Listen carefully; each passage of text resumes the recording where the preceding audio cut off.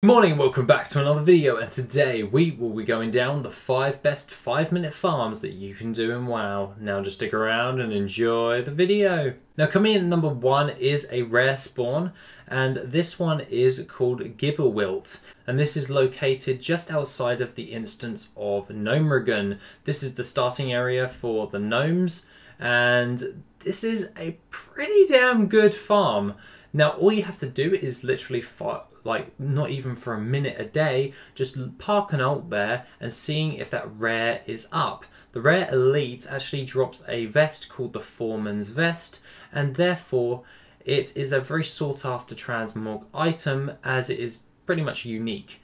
Basically this one specific transmog item sells more frequently than I would like to care to admit, but at the end of the day, it's a great way in order to get a hold of a decent transmog item in order to post on the auction house, not even just for a logging session of just like not even a minute. Just log in, see if the rare elite is up, kill him if he's up, and log back out. If you don't get the FOREMANS vest, don't worry about it. Just log in like an hour later and see if he is up.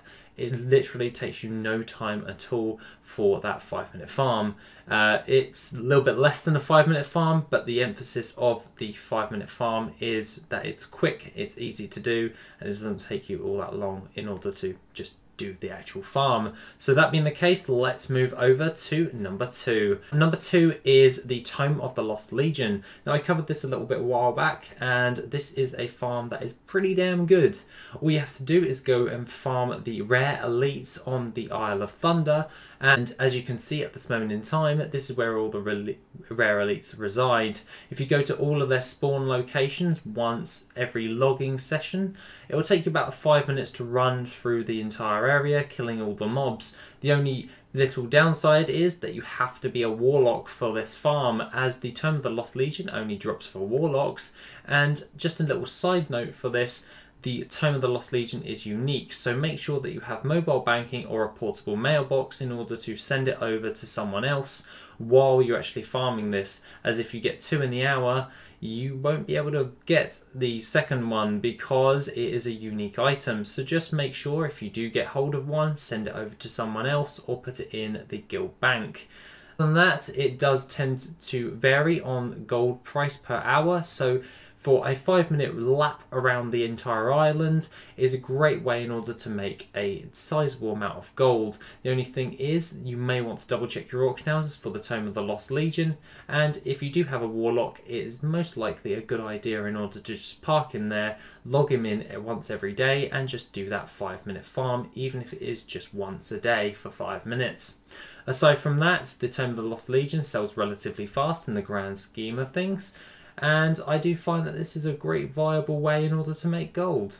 So that being the case, that is the Tome of the Lost Legion at number 2. Coming in at number 3 is the Timeless Rares. Now this takes you just over 5 minutes to do, and this one is checking all of the rare elites up. I'm guessing you're seeing a nice little pattern when it comes to the 5-minute farm video. Now this is because of the rare elites just being up. You're just basically checking to see if any of these rare elites are up and making sure that you get a hold of all of the Timeless Isle battle pets. That is right, it's a battle pet farm. What is killing most of the rare elites, and that being the case, you'll be farming either for the Jade Mist Dancer, which is by killing a load of the mobs on the island, alongside with picking up any of the nests that are dotted around the actual island as well for the Azure Crane Chick. And you can also try and test your luck in order to go into the cave right before you go over to the Jade Mist Dancer, to kill all of the mobs in there to get a hold of any of the other different types of battle pets. Now aside from all of that, if you wanted to spend a little bit more than 5 minutes doing this, you are more than welcome to run up to the top of the map. That means that you will have to run up the little pathway up to get up to the next level, and there are a couple of rare elites up there that drop a spriteling that sells for a reasonable amount of gold, and that is the Ashleaf spriteling. And also you can also hit an albatross in order to get it to make you go all the way up towards to get you up to that red pool in order to get in order to see if you can get a chance of getting the ruby droplet. The ruby droplet is a great way in order to make gold, and if you wanted to, you can always just park an ult there and just do a logging sesh for that particular battle pet. The rest of those battle pets sell from anywhere from around about 2,000 gold all the way up to 10 to 15,000 gold, and the ruby droplet is around about 10 to 15,000 gold, and maybe more depending on your server. That one is a server specific one. The others are relatively easy to get a hold of, but the ruby droplet one takes a little bit of circumventing when you're actually wanting to check your auction house. So double check your auction houses if you want to do this farm.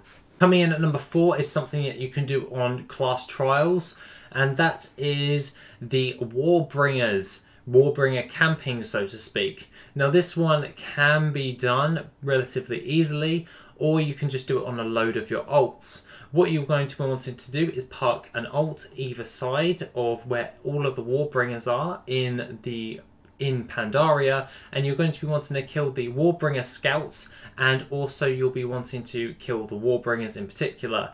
The thing of note for yourself, which is a soulbound item, is you have a chance of getting hold of some of the dire horns, so that's pretty cool. You can always get a mount when you're doing this, and alongside that you also get satchels and different types of reputation gains. The reputation gains are for yourself, but the other different types of materials that you get alongside this from the satchels provide you with a nice amount of gold. The Warbringer scouts, however, drop loads of different types of materials for mop, and if you do camp it with a load of ults, you can get a reasonably sizable amount of gold overall just for a 5-minute login session on a couple of ults.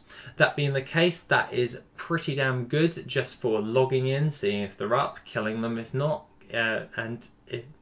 killing them and then looting them.